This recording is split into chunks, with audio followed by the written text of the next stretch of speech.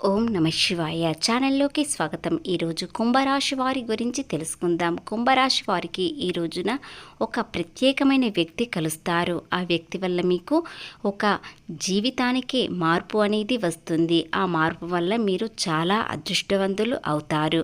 అది ఏ విధంగా, ఏ రూపంలో అనేది పూర్తిగా తెలుసుకుందాం. అలాగే ఈ రాశి వారికి ప్రేమ, ఉద్యోగం, వ్యాపారం ఏ విధంగా ఉంటుంది, వీరికి ఎలాంటి అదృష్టం, ఐశ్వర్యం కలిసి వస్తుంది, వీరి జీవితంలో శనీశ్వరుడు మార్పు వలన మీకు ఇలాంటి ఐశ్వర్యం కలిసి వస్తుంది అనేవి పూర్తి గోచార ఫలితాలు తెలుసుకునే ముందు మా చిన్న రిక్వెస్ట్ ఏంటంటే, ఇంతకుముందు మా ఛానల్ని సబ్స్క్రైబ్ చేసుకొని వారు ఇప్పుడు సబ్స్క్రైబ్ చేసుకోండి. అలాగే గంట సింబల్ క్లిక్ చేయండి, లైక్ చేయండి, జై శ్రీరామ్ అని కామెంట్ చేయండి. ఎక్కడ స్కిప్ చేయకుండా పూర్తిగా వినండి. శ్రీ సమ్మక్క సారక్క జ్యోతిష్యాలము గురూజీ లక్ష్మణరాజు గారు. వీరి యొక్క సెల్ నెంబర్ 9618966312. ముఖము చూసి లేదా చేయి చూసి ఫోన్ ద్వారా జాతకం చెప్పబడును. స్త్రీ పురుష వశీకరణ చేయబడును.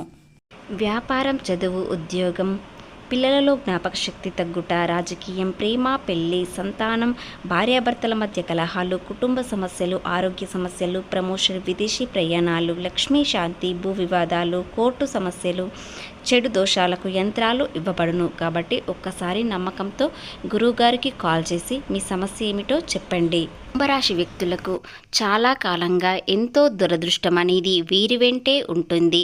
ఇక నుండి వీరికి వీరి జీవితాన్నే మార్చే అవకాశం వీరి చేతుల్లోనే ఉంటుంది.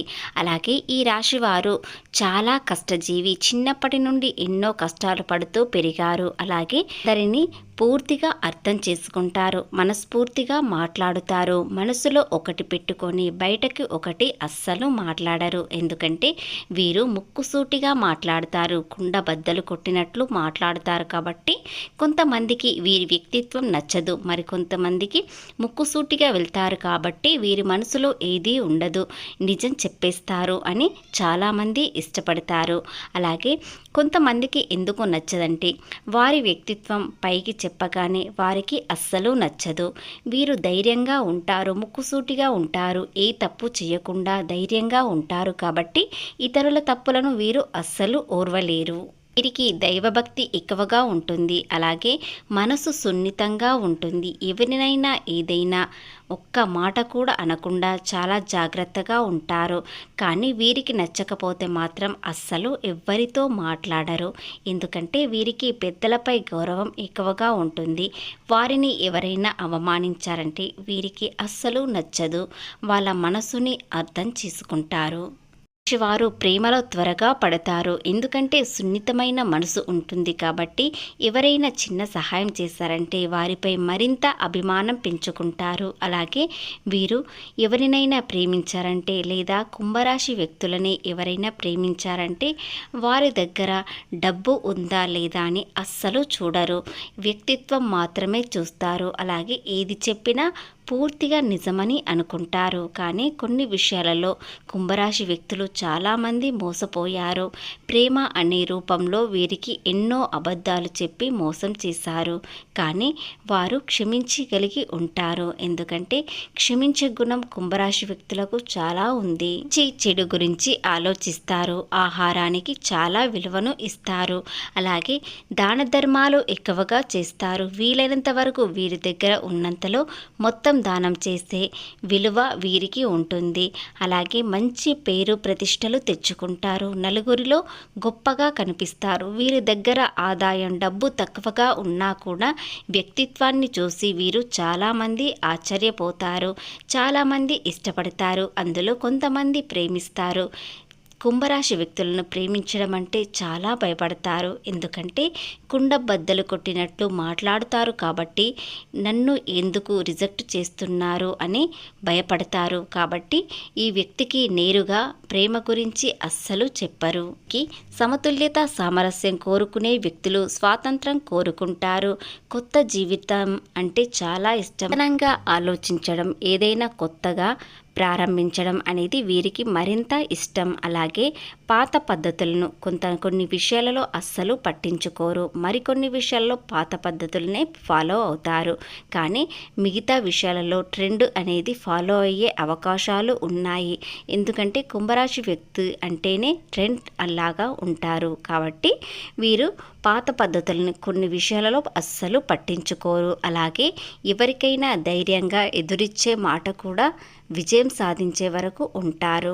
అలాగే ఇక వ్యాపారం విషయానికి వచ్చినట్లయితే వ్యాపారంలో ఎలాంటి ఇబ్బందులు కలగవు. కానీ కొన్ని విషయాలలో పెట్టుబడి విషయంలో కాస్త జాగ్రత్తగా ఉన్నట్లయితే ఎలాంటి ఇబ్బంది అనేది కలగకుండా ఉంటుంది. కొత్తగా ఉద్యోగం కోసం ప్రయత్నించేవారు ఈ నెలలో ఖచ్చితంగా మీకు ఉద్యోగం దొరుకుతుంది.